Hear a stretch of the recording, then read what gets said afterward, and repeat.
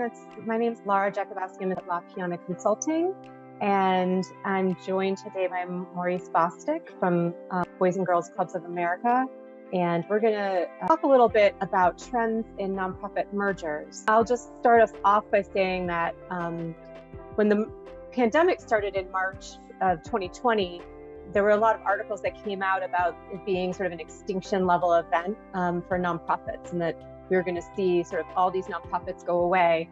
And then we saw some amazing things happen, like the PPP loan program, and lots of support going to nonprofits because of tragic events like the murder of George Floyd. And we saw folks like Mackenzie Scott make huge donations to nonprofits.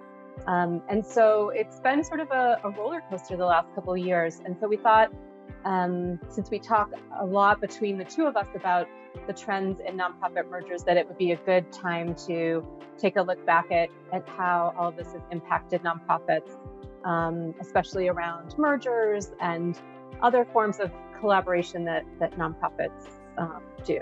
But let me turn it over to Maurice. Do you want to introduce yourself, Maurice? Sure. My name is Maurice Bostick. I serve as our Director of Strategy and Innovation for Boys and Girls Clubs of America.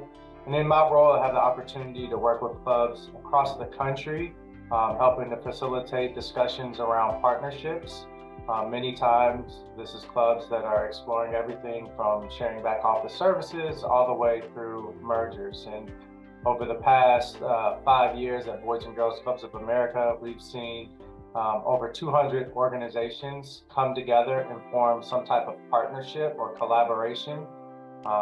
And again, this is both sharing back office services and, fully integrated into one organization through mergers. And so, in 2020 and 2021, we saw a lot of organizations respond to the pandemic by going after relief dollars, which proved to be very beneficial for many of our nonprofit organizations that serve in the after-school space. Many organizations were able to receive PPP loans and also the employee relief credit through the government. And so a lot of our organizations are feeling flush with cash right now. Days cash on hand has gone up, their reserves have gone up. And so organizations coming out of 2021, we're feeling pretty good. But we know that organizations are going to also need to think about long-term sustainability and look around the corner to 2023, because those relief dollars will likely not be there. And so we're really trying to help position organizations now to think about long-term success. Yeah, I'd love to pick up on that notion of nonprofits feeling flush and sort of the impact on how they're thinking strategically. I know the last couple of years have just been so hard on folks, and staff have been so burned out. Just, back in, when everyone had to go online and just figuring out how to deliver services and having boards meet all online. And it's just been such a strain on organizations and staff and boards. And so I think there's so much fatigue that I'm noticing. And obviously there's been a lot written about that. Folks are burned out. And so I feel like a lot of the strategic conversations that maybe had been starting back in early 2020 really, obviously got postponed in a lot of situations. And that was for good reason. There were immediate issues that folks were dealing with and immediate needs that the community had. But it's been interesting to see, especially, when folks did get more funds in the bank. In some cases, that was like the first time they had, they were hitting those reserve goals. And so if they had been thinking about that the economic wins were such that they were going to be wanting to think about mergers, I think they sort of shifted gears when they felt like they had the financial reserves that they never had in the past. I remember thinking at the beginning of the pandemic that there was a lot of talk about theaters and all the arts organizations and the ones dependent on earned income and what were they going to do, and they were, predicted to just, go away. And it was really tragic. But then we saw between the PPP loans and some of the shuttered venue money that a lot of those organizations were able to stabilize and make it through the pandemic. And so it's interesting, we all at La Piana, we like to think of folks having merger negotiations, from a strategic point of view.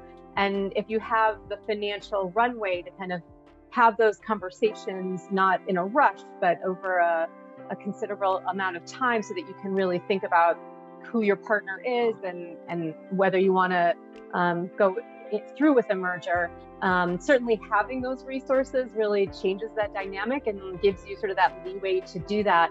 I guess, Maurice, what I'm curious about is what you're seeing in terms of like, when do they know it's right to like maybe start engaging in those conversations again? Because they are feeling, the board maybe is feeling like, hey, we're in a strong financial position. We don't need to rush these merger discussions, and sort of figuring out that cadence can be kind of hard.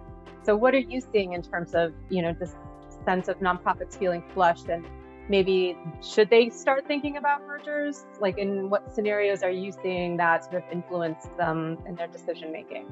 Yeah. Great question. I think, organizations that have a growth mindset are constantly looking at ways to grow and serve more customers and maybe move into new markets. And so they're looking at mergers as a strategy to meet the needs. And right now, needs are greater than ever right now, especially in the space that I'm in for young people and after-school program and after-school services. We have so many young people that are battling and struggling with mental health. We have young people that lost essentially 2 years worth of school from maybe not being that engaged online. We have young people coming from really challenging backgrounds and being in home environments for an extended period of time, which could be a toxic environment. And so just the pressures of being, in bad situations. And so the needs of young people have never been greater. And so I think many boards are recognizing like we need to act and we need to do something. And so they're looking at strategies for growth. They're looking at strategies to reach and to serve more young people. And so that's one thing I think organizations, like I said, that have a growth mindset are looking at mergers as a strategy. The other thing that I would say is, whenever we see a CEO resignation, it tends to be a door opener for organizations that are, considering potential partnership. Oftentimes, they're looking at other nearby organizations that have a proven and capable CEO that knows how to run their business, that's familiar with their market, that has relationships in the community already. And so they're able to leverage a proven and tested individual to come in and help provide direction and leadership for their respective organization. So I think another entry point for these conversations is really organizations that are starting and revisiting their strategic plans. So as organizations look to revisit strategic plans, this is an opportune time to think about merger as a strategy to move forward. I mean, most organizations, they want to grow, they want to serve more. And so this is an opportune time to look at the resources that you have, look at the current environment. And since organizations are in, for the most part, are in better financial health than maybe they were pre-pandemic from some of those relief dollars or fundraising efforts, they're going to be more attractive when they put their case in front of a funder or when they put their case in front of other key stakeholders in their community to be able to show their financial strength. So now is an opportune time for organizations to consider whether it's looking at strategic plans, whether it's CEO vacancies, or whether they just want to grow and expand. I think mergers can be a strategy to help them get there. Absolutely. And I remember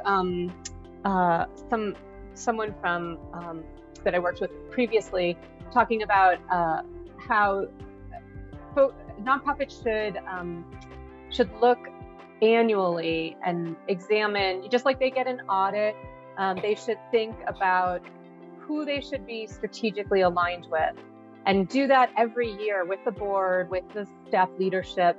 And, sometimes it is working more deeply with an existing partner on programming, or, something that's a lighter form of collaboration. But if you get in the habit of exploring that on an annual basis, kind of like a checkup, it normalizes that conversation. And I think organizations are always sort of in some different places along their sort of life cycle. And so something that might be a potential collaboration one year might be an even deeper collaboration another year because of a staff transition or something like that. So I'd love to see folks at least consider strategic partnerships in their strategic planning. And it's something that we like to see when we do strategic plans as well.